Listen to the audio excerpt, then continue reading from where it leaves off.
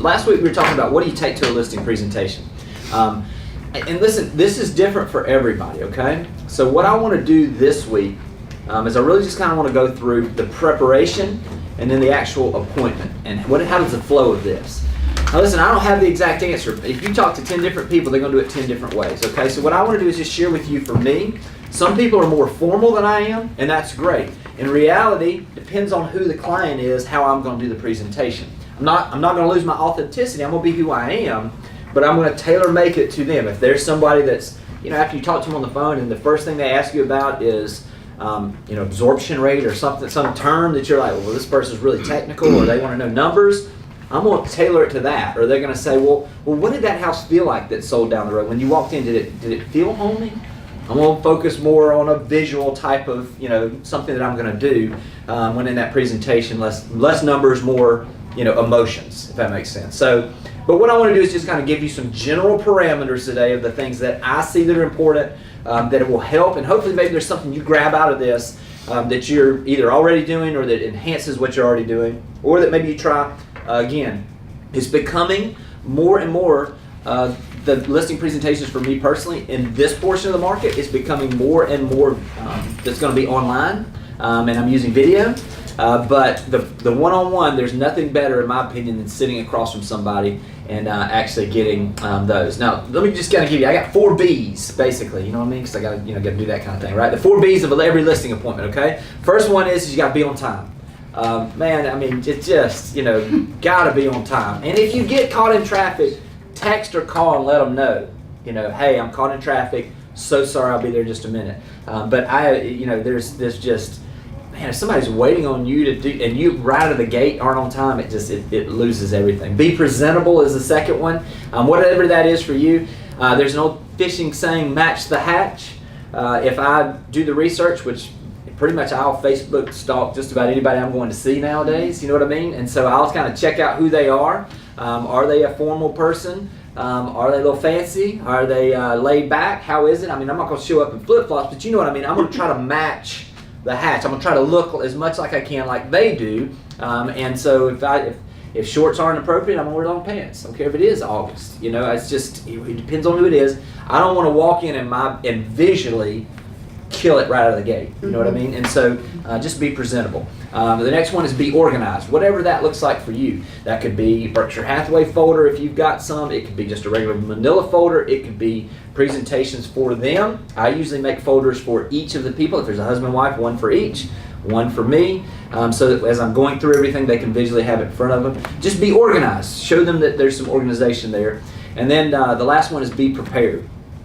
Do the research. Know what's sold around there. Figure out what it is that's out there. I'll even sometimes take and just pull up a map on the MLS of a couple, 3 blocks around their house, 4 blocks around their house, just to make sure that I check all of those and I know what those are. Because even when you do, sometimes when you're sitting in a presentation, a listing presentation, and you've got all your comparables, and then they say, well, what about the one that was a block down? And that's the worst feeling in the world. Well, I'm not really sure what that one is. I mean, you want to be prepared in a way, even if you've got it in just your folder, and you say, well, hang on one second, here's everything that's sold within a couple, 3 blocks. Let's just kind of go through this, and you can work your way through all those things. But as you get farm areas, as you get more comfortable, the preparation, you've been doing it for months. You can do it on the fly, but you want to be as prepared as you can be when you're going in there. One of the things that I like to do is just upon arrival from the house is I just like to kind of, walk around the outside a little bit, just kind of do some things. I kind of want them to see me personally. I almost want them to see me standing out front, either snapping some pictures with my phone or writing some things down and looking around like I'm making some notes, just showing that I'm prepared. I always try to take a pen and a piece of paper that I can make notes of what they say and what's going on. And then there's really kind of a few things that I like to say when I'm actually touring the house. I want them to get that confidence. When I first walk in, first thing I say is, wow, this house is gorgeous. I mean, if it is, you know what I mean? Find something to compliment, I like your rose bushes, I like this, I like that, or whatever it is. If you can find something, wow, that's a huge, parking's such an issue down here. That's a huge parking area. That's got to be a big plus. Whatever it is, find something to compliment. And then what I like to do is I like to say, hey, before we even get started, after I introduce myself, I say, hey, before we even get started, please show me around the house. I just want to make sure everything that I've been doing, that these numbers kind of look that I've worked on, that everything looks the same. And so I'll start doing that. I want to give them some confidence. It's subconscious too, but I believe it. You know, if I'm going through the house, I'm like, you know, we'll walk in one room somewhere and I'll be like, wow, I can sell this house. Whew, man, I can sell this. You know what I mean? I want them to feel that, you know, and that, to breed that confidence. Or if I come in and I'll say something, if I walk in a room, I'll be like, this is a room, somebody's gonna make a decision. I'm gonna sell that house right in this room, I bet. I'm gonna know when I walk in this room with somebody that they're gonna buy this house. I've done this, so I'll bet you this is the room where they make the decision. You know, that kind of stuff where you're breeding that confidence where you kind of know what's going on. As they're going through, find some things. I try to hit on, I can sell this house. I try to hit on, this is why I'm gonna be able to get a premium for your house, and this is why I'm gonna be able to sell it faster. That's the biggest things that people want to know. They want to know you can sell it. They want to know that you feel like you can get a premium for it, and they want to know that you can sell it fast. So I'll walk into a room and I'll see some, and I'll say, all this furniture staying, or I'll say something about a certain feature. I'll be like, that's why we're going to be able to get a premium for this house. You know, I'm giving them that confidence that I see the value in the things they have. And listen, if I walk into a house and it's a dump, I'll say it a little differently. I'll be like, you know, I'll be like, tell us that. Yeah, what I'll do is I'll walk in there, I'll do this. I'll say, hey, there's a few things here that if you make some adjustments, we're going to be able to get a premium. But in reality, I always say, but it's headaches for dollars. So, I mean, either, you know, if you don't want the headaches of making those changes, that's fine. Just to understand we're probably going to have to adjust the dollars a little bit.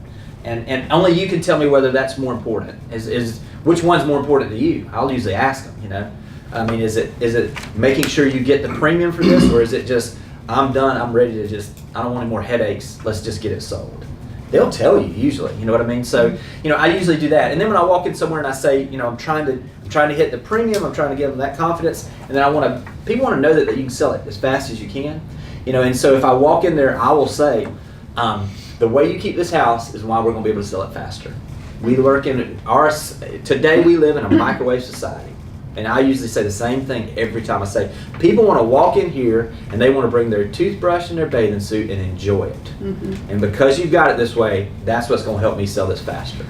So now we're a team. You know what I mean? Now I've got us both on the same side of the table, so to speak. If I walk in there and it's a mess, I'll usually say, you know, listen, we live in a microwave society, and so, you know, if we don't do these things, in order to be able to sell it faster, we're probably going to have to, you know, reflect that in the price, because either you're going to have the headaches or they are. And so it's headaches and dollars. It's always headaches and dollars. And so I just try to make sure that I'm breeding confidence as I'm walking through that. I'm making notes. I mean, and I'll say that as I'm making notes. I say, I apologize. I just want to make sure I don't miss this. You know what I mean? And that way they understand what I'm doing, that I'm kind of walking through. I'm showing them some of those things. I'm really trying to make sure that I'm making notes too, because as you know, if you go through so many houses, they start running together too. So you want to make sure you're doing all of that. Sometimes I'll even take little pictures. I'll say, listen, I want to make sure I remember this exactly. Let me just take a quick picture or something. And I've even done it where I'll say, listen, there's so many great features in your house. You know, I want to just do a quick walkthrough on this downstairs, just so I don't forget anything. And then I'm while they're behind me, I'm making notes. I'm like, awesome fireplace. That'll definitely be a highlight that needs to be noted in the MLS. And then I'll go and I'll pan over and I'll be like, huge open concept where families will gather. Make sure this is the thing to highlight, because it'll help sell it faster. They can hear me saying these things to myself almost, you know what I mean? But I'm just breeding that confidence as I'm walking through there. When you do that, when you start doing that stuff, I'll say you're getting that, you know, you're getting that momentum with them. Nobody wants somebody to come in and say, I don't know if I can. I mean, that's kind of high on that price. I don't know if I can sell it for that. I usually, if the price is high, I flip it and I say, I may not be your guy, because you need somebody that believes in your price. And these numbers tell me that it's here, and you're saying you think it's here. I'd rather disappoint you now than 6 months from now. And so I just, you know, if I'm not confident, I'm going to tell them that. But you want to breed that confidence, especially when you walk in the houses. Listen, if you get it within range right now, and it's not always this way. I mean, you know, we could be 6 months from now and it could be completely flipped, y'all. I've seen it just like that, you know. So, but right now, if you can get it listed at the right price, it's going to sell, you know. So the critical thing is getting that pricing and getting them that comfort that you can get it done. And then, you know, one of the things that I do that I try to say is I try to ask them a couple questions too, because I'm trying to figure their motivation so that I can help them the most too. Is I'll say, what have you loved the most about this home? Because odds are, and if they kind of just look at me, I say, listen, nobody knows this house better than you.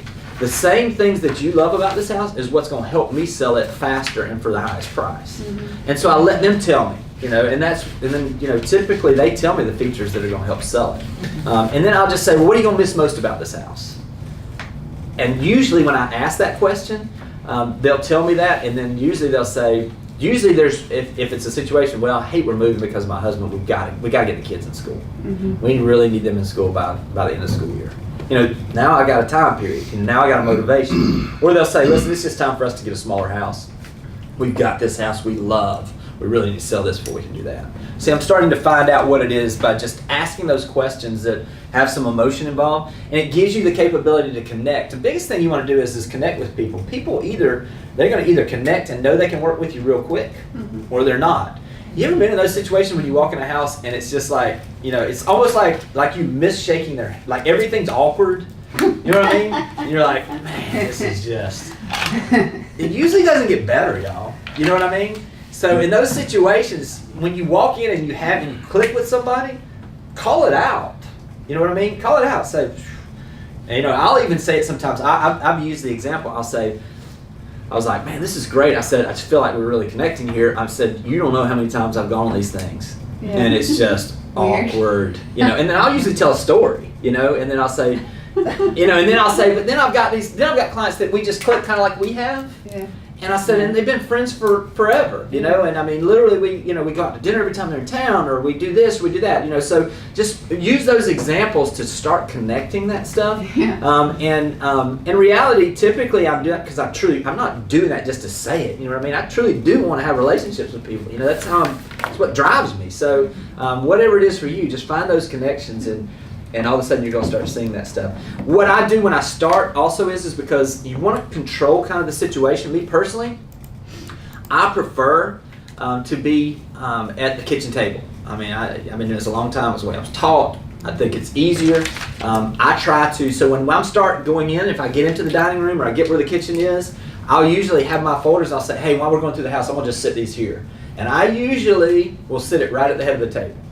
Mm-hmm. It's just me. Because what I'd love to do is to have both of them on sides. I don't want to be across the table from them if I can at all help it. Yeah. Because it's just uncomfortable, y'all. You know what I mean? It feels like you're, me against them, or them. We're now negotiating. I want to be on the same side of the table, or I want to be, and sometimes I'll say, listen, I'm going to show y'all some stuff. It may be easier for y'all to sit on both sides of me so that I can really kind of show you both at the same time. Yes. But I'm just trying to get where there's more of a subconscious. Joining of us together instead of us being adversarial.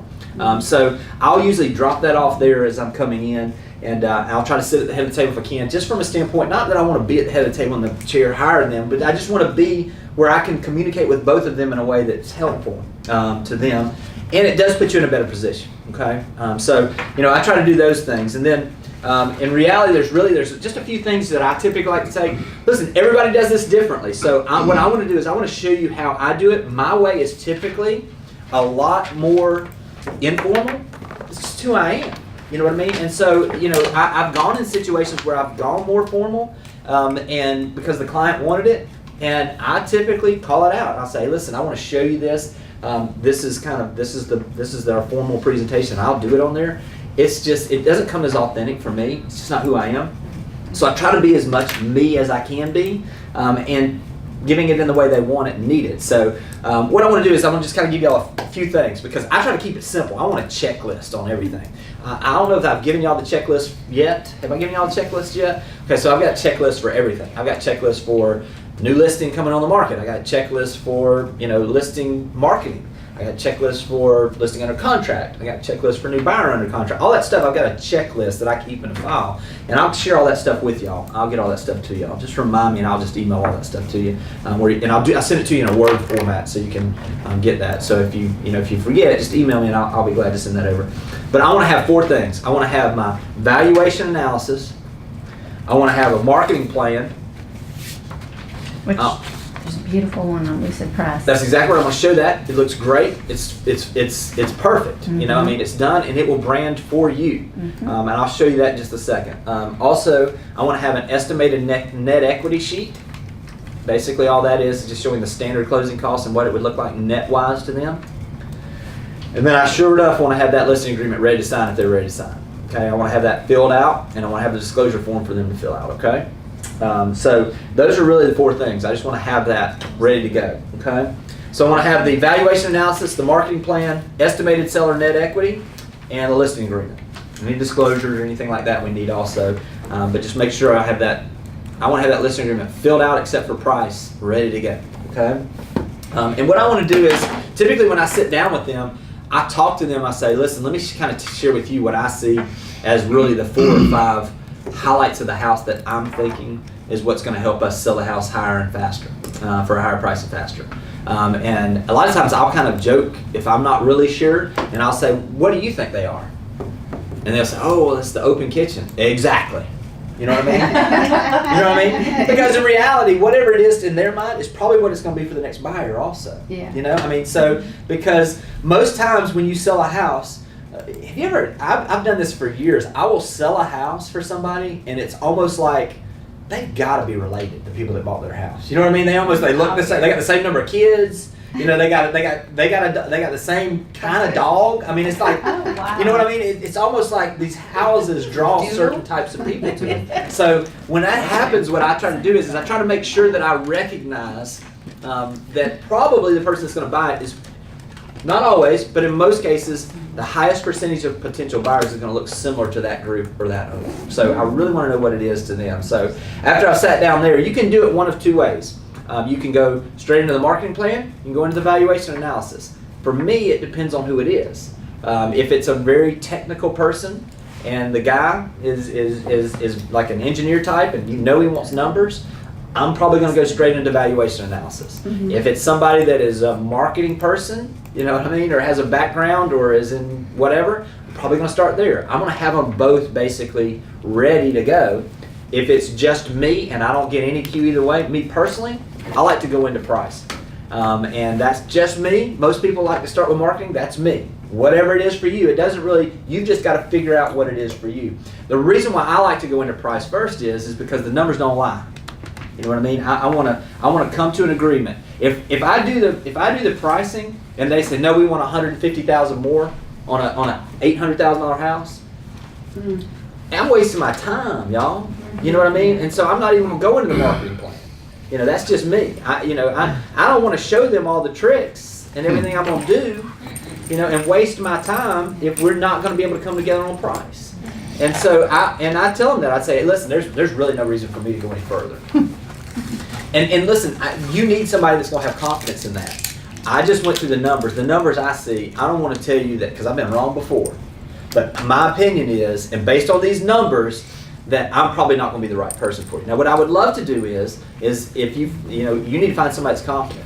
But if it doesn't sell, and you go through and you list it with somebody and it doesn't sell, I just want to reserve the right that you'll remember that I told you I didn't believe in it and give me another chance if it comes back around. And I've listed more properties and let the market tenderize them, so to speak, over 6 months. And they let the other agent be the one that has to call and say, everybody's telling us the price is not right. But you told me you thought you could get that. Yeah. And in their mind they're thinking, who's that guy that told me that it probably wouldn't sell for that? You know? That's the guy that told us the truth. We're ready to see this thing sold. You know? So for me personally, I go through price first because if I can't get them, if we're not in the range, we're wasting our time, okay? Now, there's a couple of different ways to do this. I use our MLS CMA program. Let me turn my screen on real quick where y'all can see. So this is basically what I do. I will pull just the simple CMA off of the MLS. I like to highlight the things that I really want to focus on. Okay, so I'm going to use this as an example. This is just a 3-bedroom condos that are located at Beechwood Villas. I've used that example before. I want to use it again. So what I did is I pulled up all the places that are actively for sale, currently under contract, or that have sold in the last 6 months in there. Now what I'm doing is I've made copies of this if I'm in person with them. If I'm doing electronically, I'm doing exactly what I'm doing with y'all. I'm gonna go through the numbers. But I'll have copies that are color copies with these things highlighted. So I've got a copy in front of me and they've each got a copy in front of them, okay? And I'll go through and I'll say, hey, let me go through what's actively for sale right now. There are 2 of them currently for sale.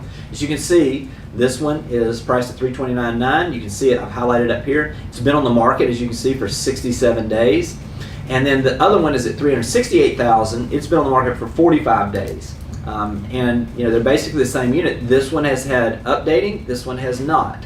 Now let's just kind of go through the comparables. I've highlighted each of these. I go and I say this one sold in July 10th. I've highlighted that. It was on the market for 107 days. Listed for $315, sold for $310. Really the bottom number of what we see in these. We'll keep going through them. I'll just say, hey, $329.9, sold for $325. This was in August.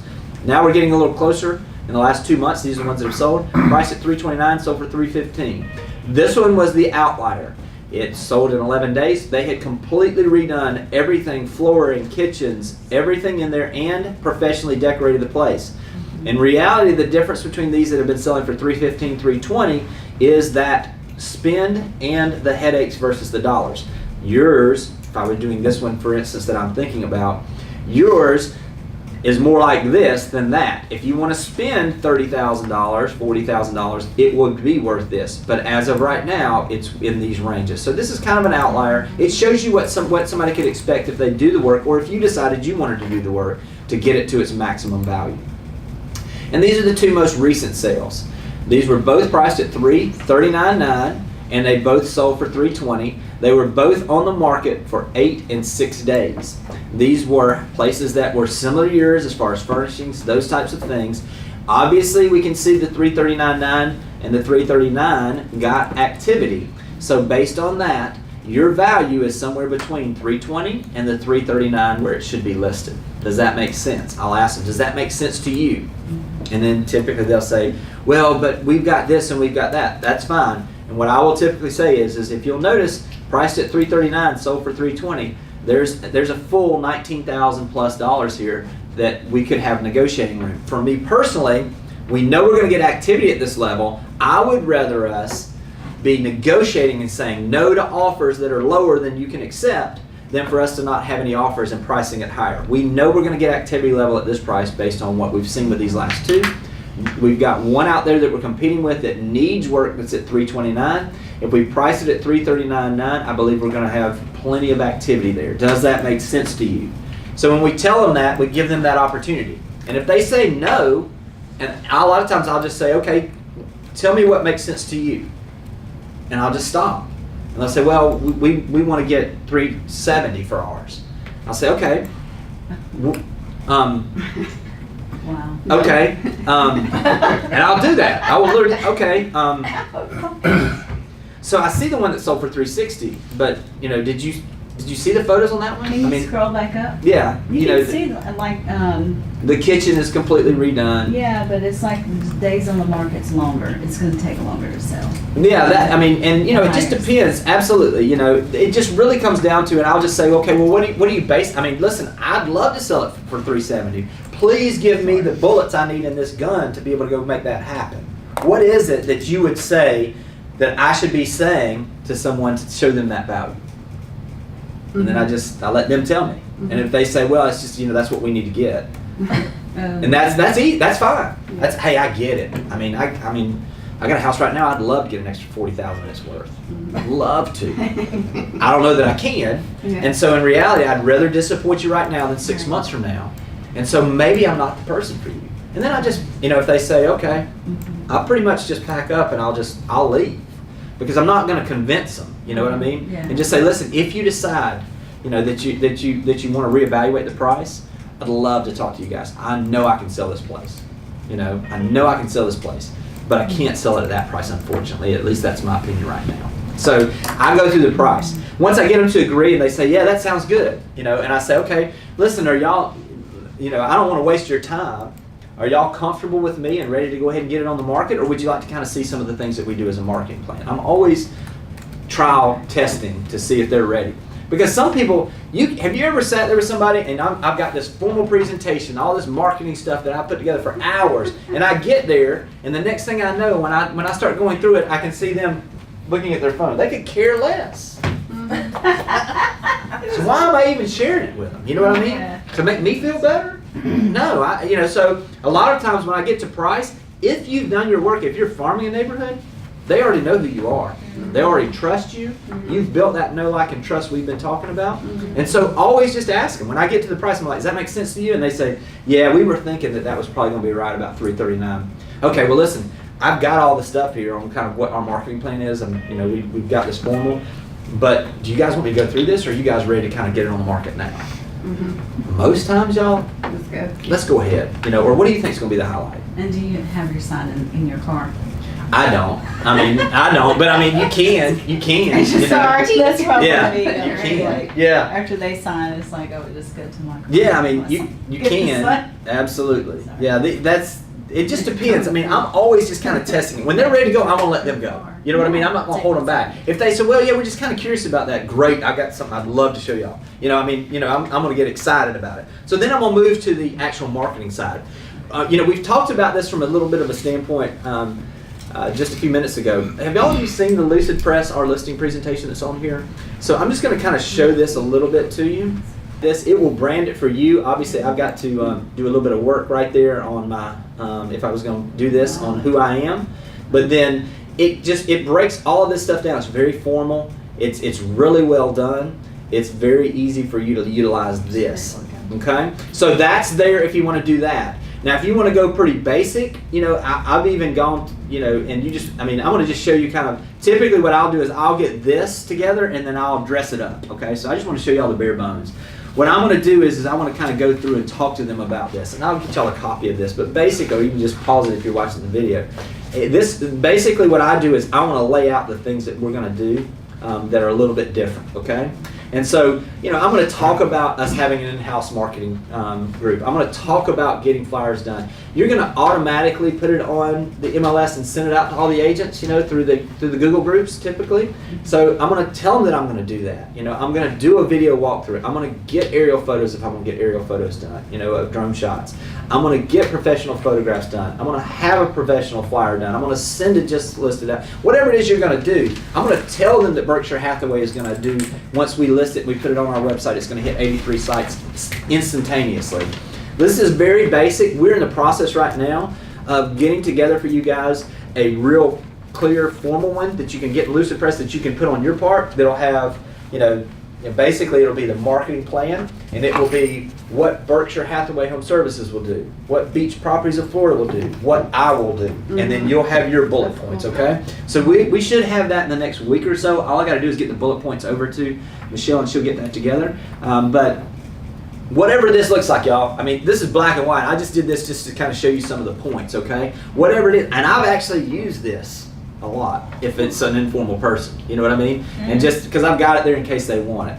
The next thing that I'll do after I've done and I've gone through marketing plan, whether it's formal, whether it's listing presentation, whatever it is that you use, at that point I'm going to ask them again. I'm going to say, hey, does all this make sense to you? And they either say yes or no, or maybe, or whatever. And then I say, is there anything else that you can think of on here that you wish and that you feel like I should do to help it sell faster and for more money? And if they say something, y'all, if it's like $100 or less, I'll be like, I can do that. Is that all? I can do that. If it's over $100, I'll say, why do you think that's important? And then I'll talk to them about it, and I'll see what it is. But usually I'll just say, if we did that, is that it? If that's it, are you ready to go if we just do that? So yeah, I can do that. And then I'll just, press hard 5 copies, right, or whatever it used to be. So, whatever it is for you, however you're going to settle, and get moving to the listing agreement. I'll just say, if this makes sense to you, you guys ready to get started now, or you got any other questions? And then they'll kind of look at each other usually, and that's that time where we do that uncomfortable just staring at each other. Just don't say a word. You know what I mean? Don't say a word. And just let them do it, okay? And so that's usually that. And then sometimes even if they'll say certain things, depending on who it is, y'all, because you got to do your own personality too. But if I know they're ready to make a decision, but they just really, they're the kind that they think we really need to talk about it. If they say, well, we really don't make a decision until we get to talk about things, I'll say, hey, this is, if you don't mind, I apologize. I've seen my phone jumping over here. Why don't I step outside for a few minutes? I want to return some calls, and y'all just let me know. Mhm. And then usually one of them will say, that sounds good, the one that's ready to go. You know what I mean? So then I'll just say, okay, I'll just be outside. Y'all just let me know, and I'll come back in. And then that way I'm gonna get it signed if I can while I'm there. Yeah. Odds are if you get it signed while you're there, okay? Now listen, if they're really pushing me back, I'm not gonna be like, you know what I mean? I'm not gonna be overly aggressive. Mhm. But I mean, if I know that I've got one that's there that I know is ready to make the decision, has already made the decision. I'm just waiting on him. And she, if it's her, says, we don't make a decision until we talk about things together. I say, I completely agree with that. I mean, and I say, so you don't mind, my phone has been ringing. Let me just return these couple calls. I'll step outside and then just see if y'all got any additional questions, and then just let me know when you're done. Usually they'll come back out and say, yeah, we're ready to go. Okay. And if they don't, say, hey, I get it. I don't like to make decisions until I sleep on something either. I'm not going to push somebody. You know what I mean? But I give them an opportunity to say yes. I guess is what I'm saying. Okay. Does that all make sense? If they're at a place where I get to that and they're like, well, we're just not curious, or anytime during this, I can see they're like, well, I'm just curious about what my bottom line number is. I keep the I will have in that there. Let me find my sheet here where I can see it. This is pretty basic, y'all. This is just a Word format. And I'll just have the estimated seller's net equity, okay? So I will have it with the typical expenses. So if it's 6% commission, doc stamps on the deed is typical in most of our markets, I'm going to have that. And then I'll have these. And I'll just put an estimated net to the seller, excluding any mortgage payoff, proration taxes, and HOA fees. I want to give them an idea of what it is, okay? And then I'll just kind of, when I'm talking to them, I'll say, does this make sense to you? And they'll say yes, or that's when they'll say, no, we were hoping the commission would be lower, or whatever it is, and we have those conversations we've talked about, So, but this is a way to get all that taken care of. If I don't have any pushback and I'm doing listing agreement, I don't show this until after I've had listing agreement signed, because the number's in there. But I like to give this to people so there's not a surprise when I do their first estimated sale. And they're like, wait a minute, we're selling for $339 and we're only getting $317? Yeah, I've already gone over that with them. There's no surprises there. Most of our clients, and they don't get surprised, they've been through this before, but especially if you're going to be doing some first-time home buyers, if you're going to be doing some people that maybe have not been through the process as much, the more transparent you can be up front, the less surprises you have on the back, okay? Does that all make sense to y'all? Mm-hmm. All right, see what I did to y'all? Does that make sense to y'all? Mm-hmm. So basically, that's what I try to do. I try to make sure that when I get there, that I've got four things. I want to have my my valuation. I want to have my marketing.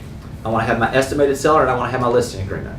And then that's basically what I'm trying to do. I'm trying to be prepared when I get there to try to get it, make sure that it's a good fit, and don't be afraid to walk away from some.